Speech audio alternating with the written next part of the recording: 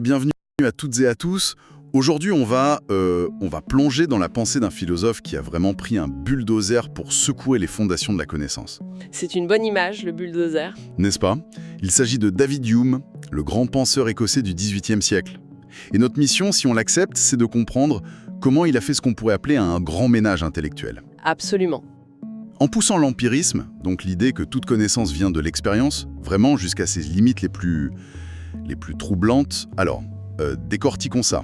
Oui, et pour bien saisir la portée de ce grand ménage, il faut imaginer un peu le grenier de la philosophie de l'époque. C'était un enchevêtrement de théories rationalistes très complexes, très abstraites. Un peu poussiéreux? Un peu poussiéreuses, voilà. Et Hume arrive et il dit, en gros, stop. Avant de construire des palais métaphysiques, revenons à la base. De quels matériaux on dispose réellement? Son principe est simple, mais radical. Et ces matériaux, c'est quoi? Nos expériences.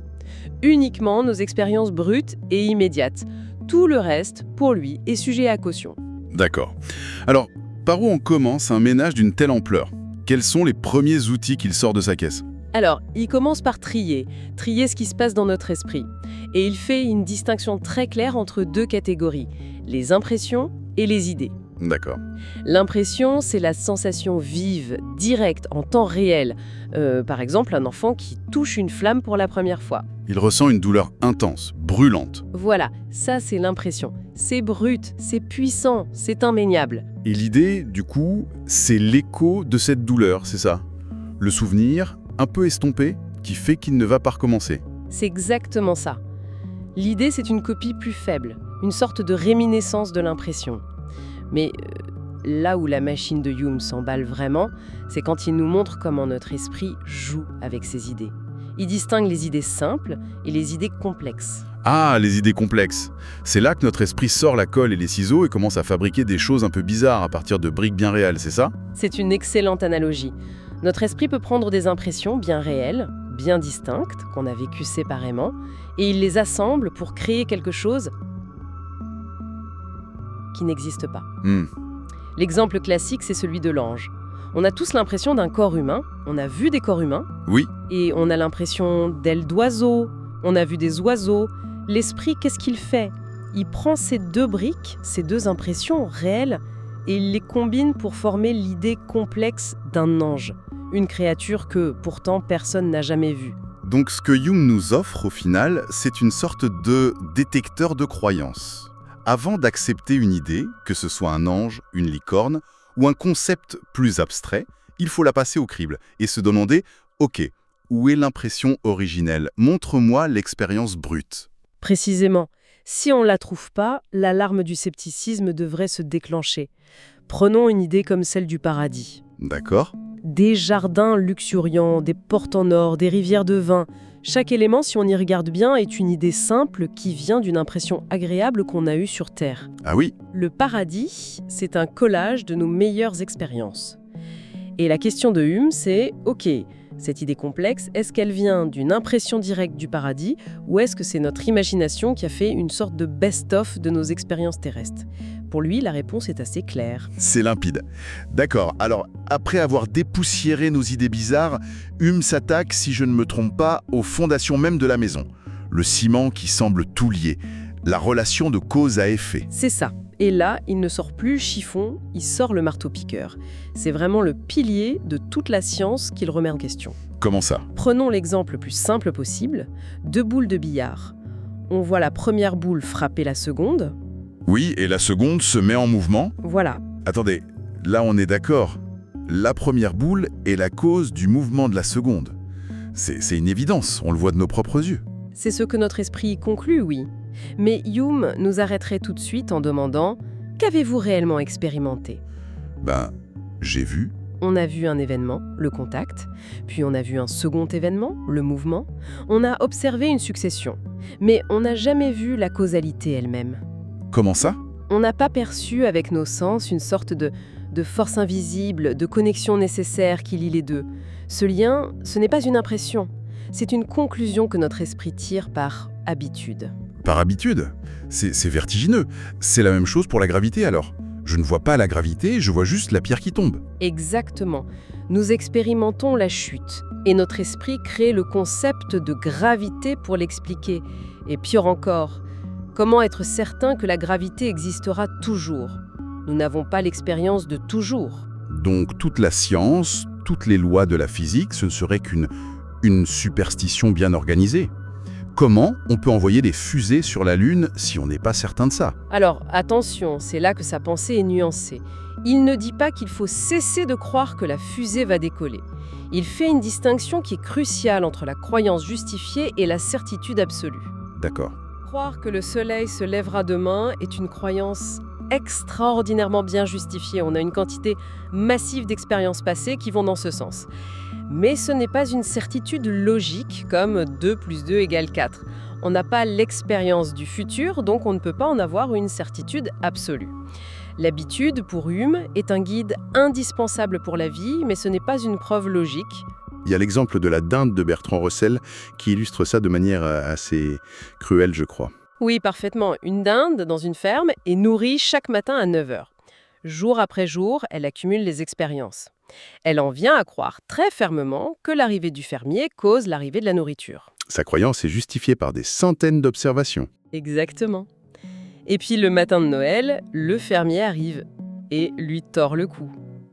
La succession constante d'événements ne garantissait absolument pas le futur. On voit cette erreur de jugement partout, en fait. Les gens qui pensaient que le tonnerre était causé par l'éclair juste parce qu'il venait après. Tout à fait. Alors qu'on sait aujourd'hui qu'ils sont 2 effets d'une même cause, la décharge électrique. Et c'est justement pour se protéger de cette erreur que la science moderne a développé des protocoles si stricts. Ah oui, ouais. Les essais cliniques en double aveugle, par exemple, sont une invention purement humaine dans l'esprit. On veut s'assurer que c'est bien la molécule qui est la cause de la guérison, et non pas l'habitude, la coïncidence ou l'effet placebo. On cherche à isoler la connexion réelle de la simple succession. D'accord. Notre compréhension du monde est donc construite sur l'habitude, une fondation bien plus fragile qu'on ne pense. Mais, et notre monde intérieur, le moi qui fait toutes ces expériences, est-ce qu'il s'arrête à la porte de notre esprit? Eh bien non. Hume pousse la porte et continue le ménage à l'intérieur. Il applique son fameux détecteur de croyances à l'idée du moi, de l'identité personnelle. C'est-à-dire? On a tous ce sentiment d'être un soi unifié, permanent, qui traverse le temps, n'est-ce pas? Oui, bien sûr. Mais Hume demande « Où est l'impression originelle de ce moi ?» Essayez de vous observer, là, maintenant. Que percevez-vous? Vous percevez des pensées, des émotions, des sensations. Mais vous ne percevez jamais un soi simple et continu qui serait le propriétaire de tout ça. Donc, il n'y a personne à la maison. Juste une succession d'images et de sons qui défilent dans une salle de cinéma vide. Ça, c'est encore plus radical que l'histoire de la causalité. Ça heurte notre intuition la plus profonde. C'est profondément contre-intuitif, oui. Pour Hume, ce qu'on appelle le moi n'est rien d'autre qu'un faisceau de perceptions qui change constamment. L'idée d'un soi stable est une fiction que notre esprit construit pour lier ses expériences fugaces, un peu comme une ficelle qui tiendrait un bouquet de fleurs. Sauf que pour Hume, il n'y a pas de ficelle, juste les fleurs. D'accord, c'est waouh. Alors, si nos certitudes sur le monde sont des habitudes, et si notre moi est une fiction, sur quoi est-ce qu'on peut bien s'appuyer pour agir? Comment savoir ce qui est bien ou mal? D'où vient notre boussole morale? La réponse de Hume est encore une fois dans l'expérience directe, mais pas une expérience rationnelle. Pour lui, la morale ne vient absolument pas de la raison. Ah non? Non. Elle vient des sentiments. Quand on assiste à un acte de cruauté, on ne fait pas un calcul logique qui conclut « ceci est mal ». On ressent une impression de dégoût, de répulsion. Et c'est ce sentiment qui est le fondement de notre jugement moral. C'est l'empathie, en quelque sorte? C'est l'empathie, exactement. La capacité de ressentir la souffrance ou la joie des autres, c'est ça l'impression originelle de la morale. Mais ça semble un peu dangereux, non? Si la morale n'est qu'un sentiment, ça ouvre la porte au relativisme total. Mon sentiment de dégoût face à une injustice n'est pas forcément plus valable que l'indifférence de quelqu'un d'autre. Et la morale, il constate qu'en tant qu'espèce, nous partageons une constitution émotionnelle commune. La plupart des humains ressentent de la sympathie face à la souffrance, de l'admiration face au courage. La raison, pour lui, n'est qu'un outil. Elle est, et je cite, « l'esclave des passions ». L'esclave des passions. Oui, elle peut nous aider à trouver les meilleurs moyens d'atteindre un but, mais c'est le sentiment qui fixe le but. L'exemple des dignitaires nazis est souvent cité ici, je crois. C'est un exemple tragiquement parfait. Beaucoup d'entre eux étaient des gens brillants, cultivés, dont la raison fonctionnait à merveille pour organiser une logistique monstrueuse. Leur déficit n'était pas rationnel, il était émotionnel. Il leur manquait ce sentiment fondamental d'empathie. C'est très actuel, en fait. Totalement. De manière purement utilitariste et logique, on pourrait argumenter que laisser mourir les plus faibles pendant une pandémie allège les charges sociales. C'est un raisonnement qui est froidement possible. Mais ce n'est pas ce qu'on ressent. Exactement. Et c'est ce sentiment partagé de compassion, de tristesse, qui fonde notre éthique, selon Hume. Donc pour résumer ce grand ménage, au fond, Hume nous laisse avec une forme d'humilité radicale. Il nous montre que nos certitudes les plus solides, que ce soit sur le monde, la causalité et même sur nous-mêmes, ne sont en fait que de puissantes habitudes mentales. C'est exactement ça. Il ne nous dit pas de sauter par la fenêtre pour vérifier si la gravité existe toujours, attention. Non, bien sûr. Il nous demande de faire la distinction cruciale entre une croyance pratique justifiée et une certitude dogmatique absolue. Et c'est un antidote incroyablement puissant contre tous les dogmatismes, qu'ils soient religieux, politiques ou même scientifiques. C'est une pensée qui ouvre des portes en fait. Énormément. Son empirisme est si extrême qu'il a provoqué un véritable séisme et il a réveillé un autre grand philosophe, Emmanuel Kant, de ce qu'il a appelé son sommeil dogmatique. Ça l'a forcé à tenter une nouvelle synthèse entre l'expérience et la raison. Hume nous laisse donc dans un monde sans certitudes absolues, sans soi permanent, guidé principalement par l'habitude et le sentiment. Ce qui soulève une question finalement pour chacune et chacun d'entre nous. Si le sol se dérobe ainsi sous nos pieds, comment faire la différence dans notre propre vie entre les habitudes qui nous aident à naviguer le réel et les superstitions qui nous enferment dans l'illusion?